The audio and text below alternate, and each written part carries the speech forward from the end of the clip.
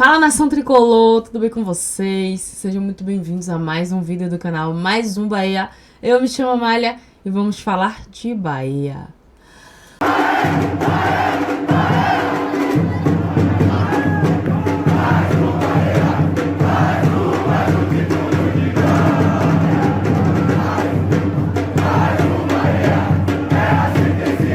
Fala, nação, como é que vocês estão? Hoje vamos falar de um tema polêmico. Pois é, vamos tocar nesse assunto e no decorrer do tempo a gente fala de Bahia. Porque uma postagem hoje me chamou a atenção. Esta aqui, ó.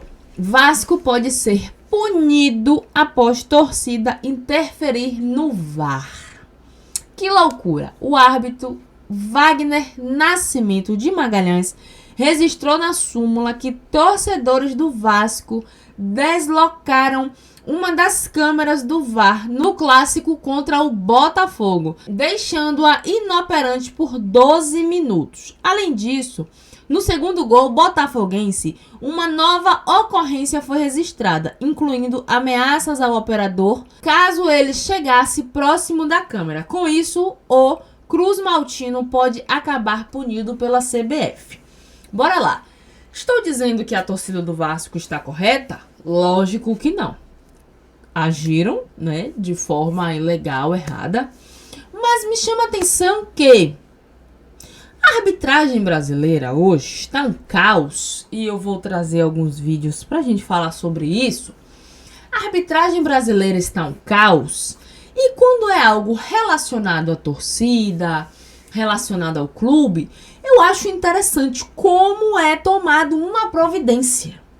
E quando um cidadão deste, não é o caso desse árbitro, mas, né, inclui a classe, erra, e o erro é grotesco, e a gente vê o erro grotesco, não vemos punições, não vemos, no mínimo, um afastamento que 2, 3 jogos depois o árbitro que foi afastado tá lá apitando um outro jogo de Série A. A gente já viu muitos casos assim. Bahia que foi prejudicado, entre aspas, né? Bahia também jogou muito, mas deveria ter feito a sua parte se tivesse um jogador finalizador, né? Um jogador que fizesse gols. Da forma que o Bahia jogou ali, teria amassado aquele jogo. Mas a gente viu toda essa polêmica, toda essa repercussão com o Bahia. Fluminense também teve esse peso do Fluminense, tanto que foi comparado as duas faltas. O Fluminense, mais uma vez, no jogo de ontem, tiveram 2 lances. Se eu não me engano, foi até o Barbaço que falou sobre isso no Cazé TV. Seriam 2 lances para pênaltis e tudo mais. E o Fluminense foi prejudicado também. E demais enxurradas de problemas que nós vemos, né? E eu acho tão engraçado. Eu leio uma notícia dessa e eu fico assim... Cara, como é fácil punir uma torcida, né? Como é fácil punir o clube. Já vi notícias e eu já imaginava que o David Duarte pode ser punido. O Cadu Santoro pode ser punido por questionar, por estar no seu direito de questionar. E o Cadu Santoro, em momento nenhum, mexeu na honra do árbitro. Se ele pensa isso, né, como o próprio Puco falou, é porque a honra dele é desse tamanho aqui. Minúscula. E aí eu fico estarrecida quando eu vejo coisas como essa. Não estou dizendo que a torcida do Vasco está certa. Lógico que não. Deslocaram a câmera, prejudicaria todo o contexto do jogo e tudo mais. Mas eu estou questionando a rapidez e a agilidade que eles têm para tomar uma atitude neste caso, como pode acontecer também com o David Duarte e o Cadu Santoro. E aí, eu acho que uma coisa vai ligando a outra, né? Lendo essa reportagem, apareceu este vídeo aqui pra mim. Prestem bastante atenção nas falas. Prestem bastante atenção. Inclusive, este senhor que está aqui foi o mesmo, esse ex-árbitro que tá aqui em cima, foi o mesmo que no programa, né, que tem após os jogos, me fugiu o nome agora.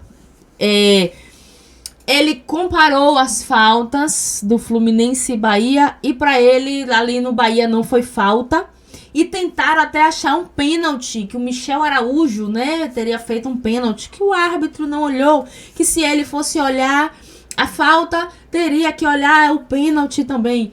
Este senhor aí foi o mesmo. E lá para o Fluminense ele disse que foi sim falta e tal, e os lances foram iguais, né? Quase iguais. Tanto que eu fiquei até com raiva no momento e parei de assistir o programa. Como a gente sempre fala aqui, né? A galera do Eixo Sul, pra gente não dar mídia e tal. Mas assim, quem trabalha com futebol precisa assistir o futebol em geral. E, meus amigos, o futebol brasileiro vai de mal a pior. E a gente já vai entender isso. Presta atenção nesse vídeo. Perigo por conta disso, porque eu sei como funcionava e às vezes funciona. Sabe qual que é o perigo? A transmissão da TV Globo. Desculpa, vou ter que falar. Nós estamos nessa discussão porque a transmissão da TV Globo procurou, e o seu especialista em arbitragem, Paulo César Oliveira, hoje não existe mais a central do apito. Foi convencido e ele também achou o pênalti. Qual que é o perigo nisso? O VAR está, se demorar demais, estar influenciado pela sentença da transmissão. Isso acontecia. Vocês me entendem? Se em rede nacional o PC Oliveira e o Luiz Roberto falaram que foi pênalti, o VAR, essa informação chega no VAR. Você entende, gente? Chega no VAR. Os caras, cabine blindada, não entra não sei o que nem presídio, não entra celular, uma pinóia. Essa sentença de uma transmissão em rede nacional pode influenciar a decisão do VAR. E eu já perdi um emprego por conta disso, porque eu sei como funcionava e às vezes funciona. Sabe qual que é o que me chama bastante atenção na fala dele é o que muitas vezes a gente reclama, eu vejo muitos comentaristas reclamarem de a demora que o VAR aqui no Brasil leva para fazer uma análise. Eu vejo muita gente reclamando sobre isso, muitos comentaristas reclamando sobre isso. E o futebol brasileiro hoje virou uma máfia. E aí eu tenho outro vídeo para trazer para vocês, que confesso que me deixou algumas informações, eu não vou citar porque envolve política e eu não tô aqui para falar de política, mas algumas informações me deixou bastante estarrecida. Eu acho que eu estava muito inocente, eu sabia que tinha sim algumas coisas erradas, né, para eu não usar outros termos. Eu sabia que existiam coisas no futebol brasileiro, mas que não era tão sujo como eu expandiu isso hoje, né? Eu não imaginava que fosse tão sujo quanto, para até envolver política no meio. Tem uma apologia à CBF que vai além das questões de arbitragem. Por que o Palmeiras gosta tanto da CBF atual? Por que o Palmeiras fez campanha para esse presidente da CBF? Tem várias coisas envolvidas aí, né? Inclusive Brasília. Nós sabemos. Inclusive Brasília. Então não tem ninguém inocente. Talvez o Rui Costa tenha sido inocente de entrar no baralho. Ronaldo, só para quem está nos vendo entender e não ficar uma mensagem cifrada. Inclusive Brasília significa a CPI do INSS. É isso que significa. É isso que significa. É estar bem com o STF. E estar bem com o STF significa estar bem com o Gilmar Mendes, cujo filho hoje manda na CBF. As coisas têm que ser ditas como elas são, porque senão fica uma conversa que nem sempre quem está nos vendo entende. Eu apanho, porque eu digo toda hora, o problema do Palmeiras não é do Palmeiras, é da Leila. O Palmeiras não tem nenhum problema com o INSS. A Leila tem. Muitos. Pois é, dados os nomes aos bois, né? A aproximação e a apologia do Palmeiras à CBF, inclusive para a formação da Liga. A Leila falou ontem que é a CBF que tem que fazer a Liga. Né? Então, para que os clubes? Né? Ela está por trás disso tudo. Então existe um método, gente, é básico. E na prática, quem foi prejudicado nos últimos jogos, São Paulo e Palmeiras, foi o São Paulo. É isso, é simples. Agora, isso que o Rui Costa fez, que foi acender a chama, pode se voltar contra o próprio São Paulo. O São Paulo tem um time pior, ele tem um elenco menos preparado para esse tipo. Porque até o Palmeiras contratou um jogador que é excelente para fazer pressão no árbitro, falado pelo técnico, o Marlon Freitas. Como é que o Marlon Freitas se portou no jogo contra o Botafogo? Então o Palmeiras funciona como uma maquininha. Tudo muito azeitado. E com muita conexão com seus entes. A comunidade palmeirense se identifica com nós contra todos, com a arbitragem que faz não sei o que lá. E aí aquela coisa que nos faz refletir vira até uma teoria da conspiração, mas não é. Sabemos que não é, né? É aquela coisa que nos faz refletir que a Leila, por mais que o Abel Ferreira, o técnico do Palmeiras, sempre seja expulso, toma cartão, toma punição, reclama de arbitragem, vai ali na coletiva e mete o pau na arbitragem, e aí isso e aquilo, invade campo e tal. Mas a Leila, que é a figura do Palmeiras, a gente nunca vê a Leila falar de arbitragem. Muito pelo contrário. E isso foi visto esta semana. Que no jogo contra o Bahia, Abel reclamou de arbitragem. Que porque ele deu aqueles 8 minutos e não sei o que, não sei o que. Mas a Leila, em entrevista, elogiou a CBF, elogiou a arbitragem. Disse até que dirigentes deveriam ser punidos. Falou do técnico dela, que o meu técnico age na hora e é punido. Dirigentes e não sei o que falam depois e não há punição. Nananana. E eu fiz um vídeo falando sobre essa falta do Bahia, sobre a Leila ter falado e tudo mais. E me chamou a atenção um comentário. Eu não tinha entendido esse comentário. Confesso a vocês, eu fui muito inocente. Eu não tinha entendido esse comentário. E hoje, quando eu vi essas reportagens, essas pesquisas e tal, me acendeu para esse comentário. Eu vou até ver depois quem foi que fez. Eu deveria destacar aqui, né? Porque ele merece um Oscar. De que isso nunca vai acabar, porque ele disse, né, que a Leila manda na CBF. E eu fiquei assim, eu falei... É verdade, tal. Mas não tinha me ligado. E hoje eu vim ver, né? Eu vim entender. E assim, gente, o buraco é muito mais embaixo, né? Aí me chama a atenção uma fala que eu tinha dito também em um vídeo. De que me surpreendeu o Cadu Santoro tomar a frente, reclamar e tudo mais. Que isso deveria acontecer mais vezes. Porque a figura que a gente vê do Bahia, representando o Bahia, é Rogério Ceni. E a gente não vê o Cadu Santoro representar o Bahia desta forma, até para perguntar sobre contratação e tudo mais, planejamento do Bahia, a pergunta vai direto ao Rogério Ceni. Parece que Ceni que é o diretor, sendo que Ceni é o técnico. E essas questões não cabe a ele responder, né? E aí, ainda até falei, se for uma questão assim do Grupo City, o Grupo City não gosta desse tipo de comportamento, mas ele tem que chegar lá e conversar, estou no Brasil, aqui é Brasil, preciso me impor, porque senão, né, que tem a unha maior que suba na parede. E aí eu vim refletir, né, talvez o Cadu saiba de coisas que nós não sabemos, mas é aquela questão, você tem que se juntar, você tem que se aliar, porque senão vai ser prejudicado, como o Bahia está sendo muitas vezes. É aquele jogo. A gente está no Brasil, estamos falando de Brasil. E, infelizmente, o futebol no Brasil vai de mal a pior. Como eu disse, quem tem a unha maior que suba na parede. E aí seria o momento de acender um sinal de alerta, Cadu Santoro, e se aliar a eles.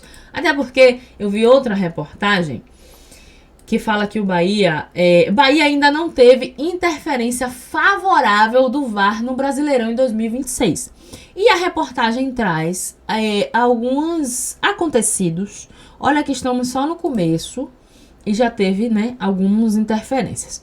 3-0 Bahia Atlético Paranaense, pênalti anulado de Everaldo, que isso aqui pra mim foi o cúmulo do absurdo, né? O Everaldo ter tomado um cartão amarelo por simulação, que ele não desse o pênalti.